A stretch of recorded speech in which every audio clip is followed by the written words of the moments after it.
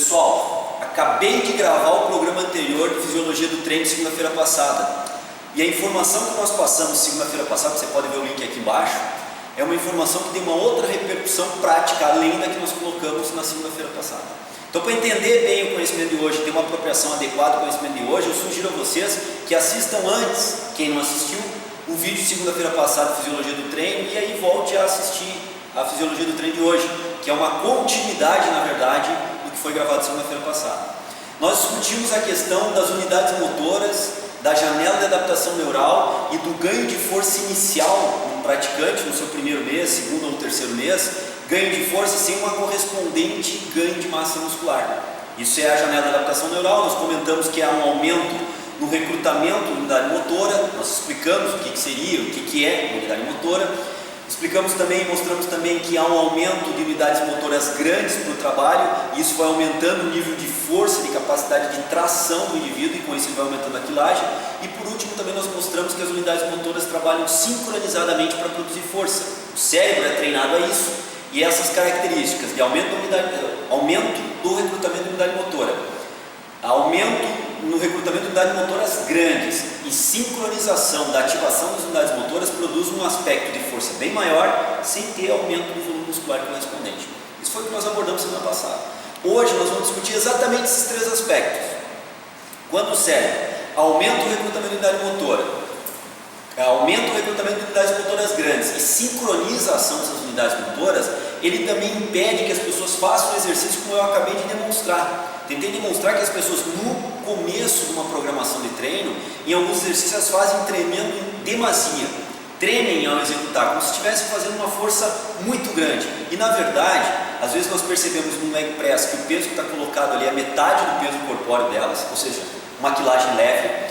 Num voador frontal, a pessoa vai fazer um movimento, treme toda durante o voador frontal, com uma placa de peso de 5 kg, que obviamente está baixo. Então nós começamos a notar que não é a quilagem que leva àquela tremedeira da musculatura e aquela falta de coordenação para executar, por exemplo, um exercício de voador frontal. Na verdade, o que está sendo feito a partir daqueles primeiros treinos, daquelas primeiras sessões de treinamento, é uma treinabilidade, um aumento e recrutamento de unidade motora grande e sincronizando as unidades motoras. Isso melhora a capacidade coordenativa do indivíduo para executar o exercício. Lembrando, eu estou me referindo aqui ao indivíduo que está iniciando um programa de treinamento na musculação, no treinamento resistido com peso. Não é um indivíduo já avançado ou um atleta, um indivíduo que está iniciando. Aquele movimento tremido é por falta coordenativa neural do movimento. Existe um outro aspecto neural também, que quando o indivíduo começa um exercício e não está habituado a ele, é um sedentário e começa um programa de exercício, o cérebro ainda não consegue ordenar adequadamente as unidades motoras a trabalhar. Então, no caso do voador frontal, ele joga o estímulo para a musculatura de peitoral maior, que é o adequado, que é o músculo que faz a tração da adução transversal do ombro, mas o cérebro não está adaptado e treinado a esse movimento, já que o indivíduo parte do sedentarismo para iniciar o exercício. O cérebro acaba levando algumas unidades motoras do grupo muscular antagonista, trapézio e romboide, a atuarem também de forma equivocada, mas por não ser treinado, o cérebro de forma equivocada leva alguns impulsos nervosos para algumas unidades motoras dos músculos que são antagônicos ao movimento, e isso acaba freando, travando o movimento em alguns momentos, e por isso o movimento tremido, como eu demonstrei anteriormente com os halteres.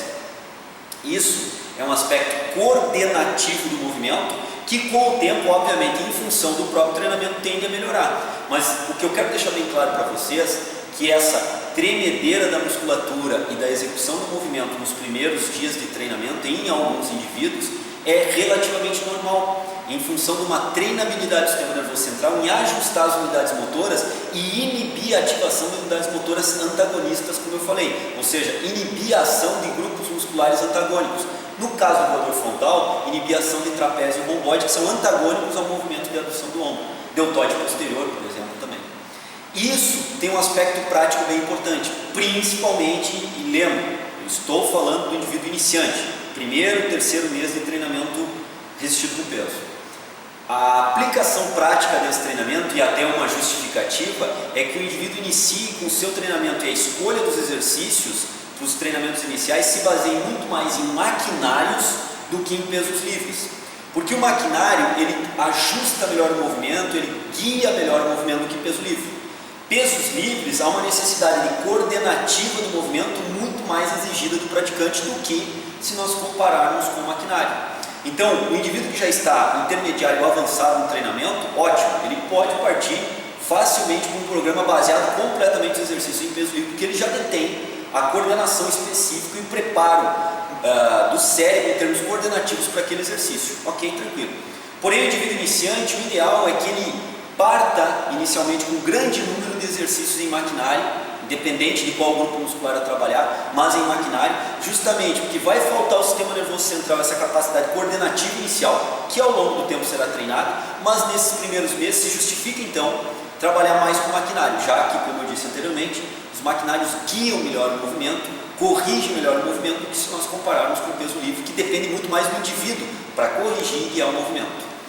Então, a fisiologia do treino de hoje tentou abordar essa questão, adaptação neural, janela de adaptação neural, linkamos com a fisiologia do treino de segunda-feira anterior e mostramos que tem uma outra aplicabilidade importante. E essa questão de treinabilidade do cérebro, unidades motoras, neurônios e fibras musculares é fundamental para nós entendermos o treinamento inicial dos indivíduos que estão no primeiro, segundo, terceiro e talvez aí até quarto mês na academia. Espero que vocês tenham gostado da informação de hoje, que vocês tenham uma aplicação, principalmente você que é iniciante no treinamento. Cuide muito a técnica de execução e não se assuste tanto assim se o movimento for um pouco tremido no movimento inicial. Isso é relativamente comum. Só busque sempre a técnica correta do exercício e não eleve em demasia os pesos se você está no início do programa de exercício. Se você gostou da informação do Treino em Foco de hoje, da fisiologia do treino de hoje, divulgue para os seus amigos, para o seu ciclo de amizade, nos ajude a divulgar essas informações para o maior número de pessoas e que isso faça com que o maior número de pessoas venha se beneficiar das informações que nós estamos passando. Bom pessoal, fisiologia do treino de hoje era isso. Até um próximo programa, até segunda-feira que vem. Um grande abraço.